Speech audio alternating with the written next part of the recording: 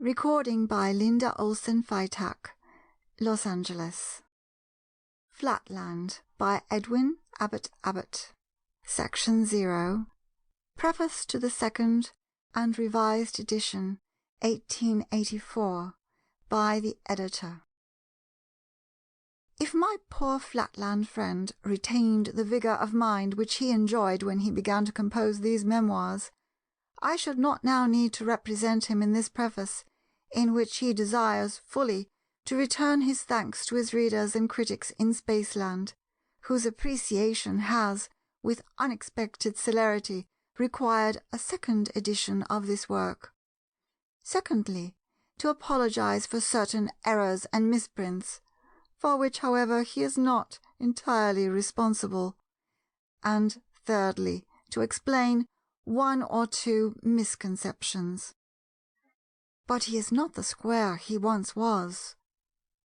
Years of imprisonment, and the still heavier burden of general incredulity and mockery, have combined with the thoughts and notions, much also of the terminology which he acquired during his short stay in Spaceland.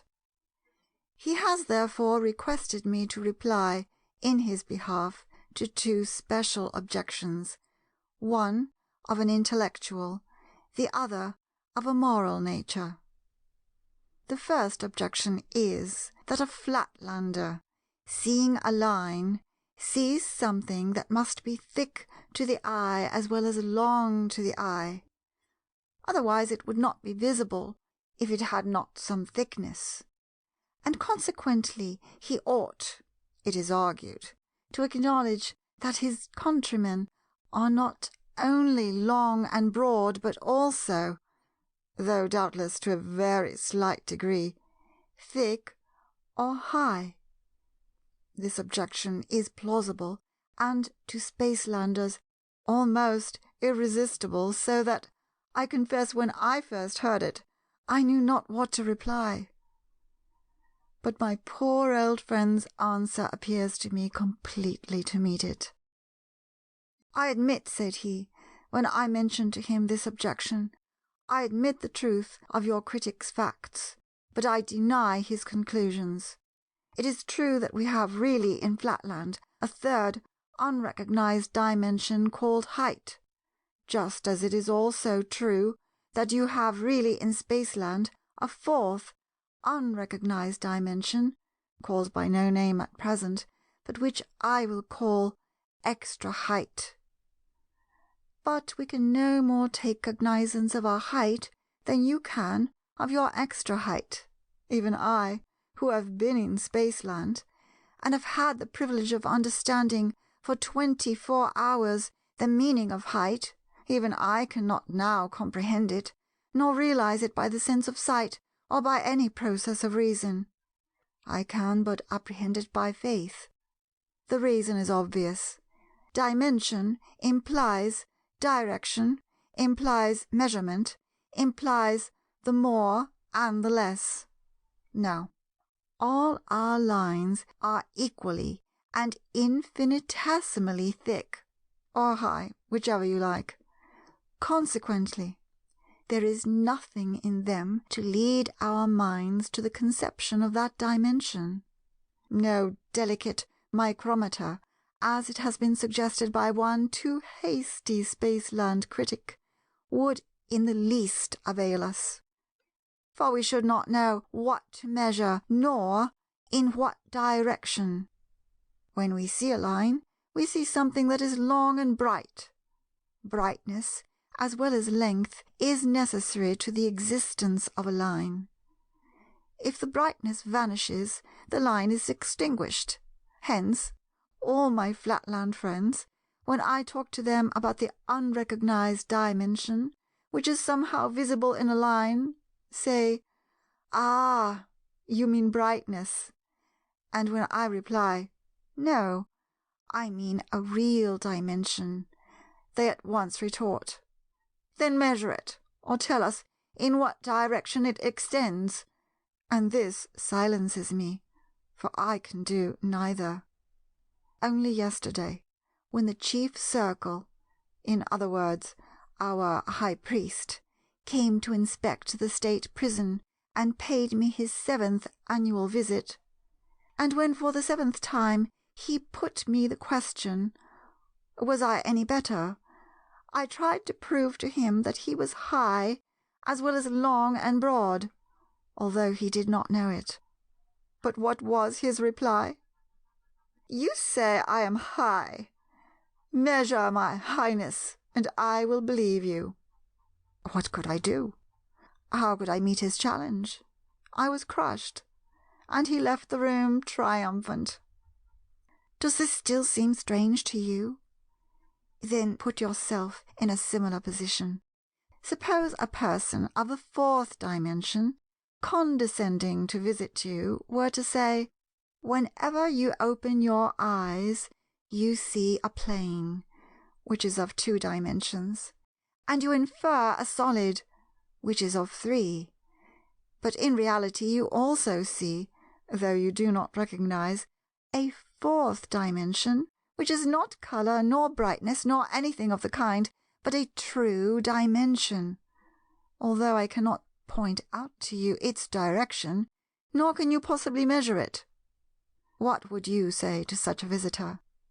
Would not you have him locked up? Well, that is my fate.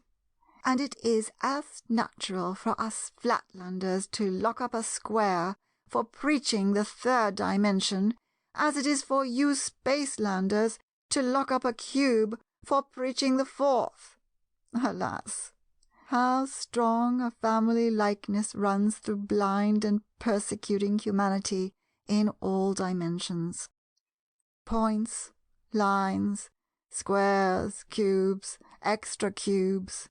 We are all liable to the same errors, all alike the slaves of our respective dimensional prejudices, as one of our Spaceland poets has said. One touch of nature makes all worlds akin. Footnote 1. On this point, the defense of the square seems to me to be impregnable. I wish I could say that his answer to the 2nd, or moral objection, was equally clear and cogent. It has been objected that he is a woman-hater, and as this objection has been vehemently urged by those whom nature's decree has constituted the somewhat larger half of the Spaceland race, I should like to remove it, so far as I can honestly do so. But the square is so unaccustomed to the use of the moral terminology of Spaceland that I should be doing him an injustice if I were literally to transcribe his defense against this charge. Acting, therefore, as his interpreter and summarizer, I gather that in the course of an imprisonment of 7 years he has himself modified his own personal views, both as regards women and as regards the isosceles or lower classes. Personally, he now inclines to the opinion of the sphere, see page 86, that the straight lines are in many important respects superior to the circles. But, writing as a historian, he has identified himself, perhaps too closely, with the views generally adopted by Flatland and, as he has been informed, even by Spaceland historians, in whose pages until very recent times the destinies of women and of the masses of mankind have seldom been deemed worthy of mention and never of careful consideration.